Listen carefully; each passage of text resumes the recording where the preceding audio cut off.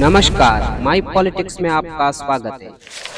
जरा सोचिए, दुनिया की सबसे बड़ी आबादी वाले दो देश, जिनकी सीमाएं संघर्ष और तनाव से घिरी हुई हैं, जहां सालों से उनकी सेनाएं एक दूसरे के सामने डटी हैं, एक ऐसा क्षेत्र जहां ठंडी हवाओं में जमी हुई है दुश्मनी और शांति की हर उम्मीद मानो कहीं खो चुकी हो।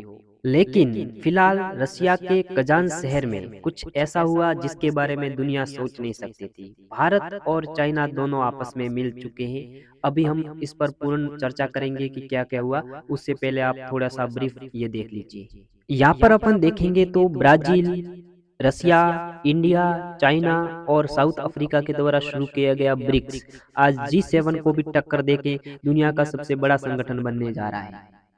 यहाँ पर आप देखिए भारत को रिप्रेजेंट करने वाले 3 व्यक्ति, जो एक अपने देश के प्रधानमंत्री हैं, दूसरे विदेशी नीति के चाणक्य कहे जाने वाले एस जयशंकर हैं और तीसरे जासूसी दुनिया के बेताज बादशाह अजीत डोवाल हैं।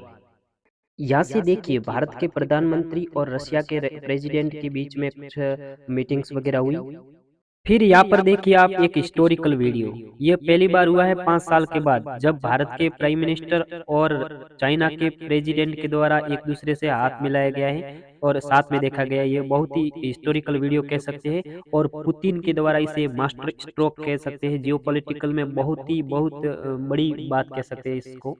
और इसी के साथ में चाइना और भारत के बीच में बहुत लंबी वार्ता चली जिसमें बहुत सारे मुद्दों को बताया गया है। मैं एक आपको पीडीएफ के माध्यम से आपको बताऊंगा कि किस-किस पर कौन सी टॉपिक पर क्या-क्या बात हुई और कौन-कौन से मुद्दे आज सॉल्व हुए हैं। ये अपन सब विस्तृत रूप से चर्चा करेंगे।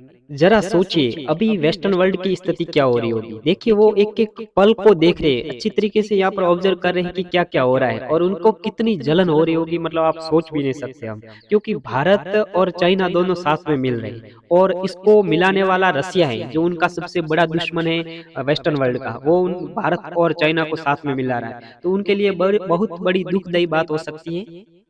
भारत और चाइना के बीच में जो बात हुई थी उसका पीएमओ के द्वारा ऑफिशियल नोटिफिकेशन आपके बीच में रखा जा रहा है। यहाँ देखिए अमूमन क्या होता है कि जो बातें होती है वर्ल्ड लीडर के बीच में तो ज़्यादा से ज़्यादा होती है तो मतलब कह सकते हैं अपन 10 या 15 मिनट के बीच में होती है। लेकिन आप देखेंगे तो भारत और चाइना के बीच में बहुत बड़ी बातें हुई है। देखो क्या होता है कि बहुत सारे वर्ल्ड लीडर एक-एक पहले से बात कर लेते हैं और बड़े-बड़े जो प्राइम मिनिस्टर वगैरह होते हैं वो आकर हस्ताक्षर वगैरह करके बात को निपटा देते हैं। लेकिन भारत और चाइना के बीच में कुछ अनोखा हुआ। यहाँ पर आप देखेंगे तो भारत और चाइना के बीच में कम से कम मतलब कि 50 मिनट से ज़्यादा बातचीत हुई है। देखिए 50 मिनट बहुत ज़्यादा होती है बातचीत। तो 50 मिनट की बातचीत हुई जिसमें क्या-क्या इम्पोर्टेंट रखा गया आपके बीच में देखो शेयर कर लेते हैं हम। यहाँ से अपन देखेंगे तो प्रधानमंत्री नरेंद्र मोदी और शी जिनपिंग के बीच में बात हुई।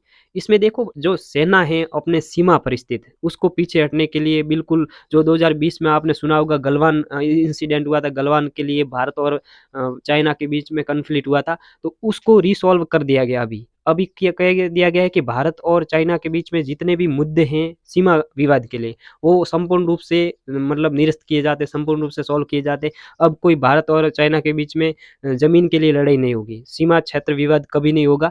तो ये अपन कह सकते हैं जियोपॉलिटिकल रूप से अपन बहुत बड़ी बात कह सकते हैं क्योंकि इतनी बड़ी बात यदि ऐसा हो जाता है भारत और चाइना के बीच में बिल्कुल सीमा विवाद बंद हो जाता है, तो ये जो यूएसए वगैरह है इनके लिए बड़ी चुनौती हो जाएगी क्योंकि भारत और चाइना साथ में मिल जाते हैं, तो दुनिया की सबसे बड़ी पॉपुलेशन यहाँ पर आ जाती है और साथ-साथ में अपन कह सकते हैं जीडीपी वगैरह सब मामलों में भारत और चाइना आगे बढ़ सकते हैं। तो ये अपने वेस्टर्न वर्ल्ड के लिए बहुत चुनौतीपूर्ण रहेगा। तो ये बात हुई है मुख्य रूप से कि भारत और चाइना के बीच में जो सीमा विवाद है वो भी निपटारा हो जाएगा। भारत के बीच में जो व्यापार है उसको भी अच्छी तरीके से मैनेज करने की कोशिश चलेगी। तो ये प्रमुख बात हुई है भारत और चाइना के बीच में।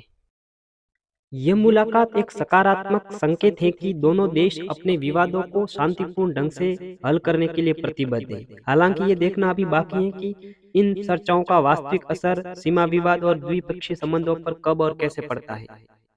तो ये था 2024 ब्रिक्स सम्मेलन का खास विश्लेषण। आप इस मुलाकात को किस नज़र से देखते हैं? क्या ये भारत और चाइना के बीच में संबंधों का एक नया अध्याय खोलेगा?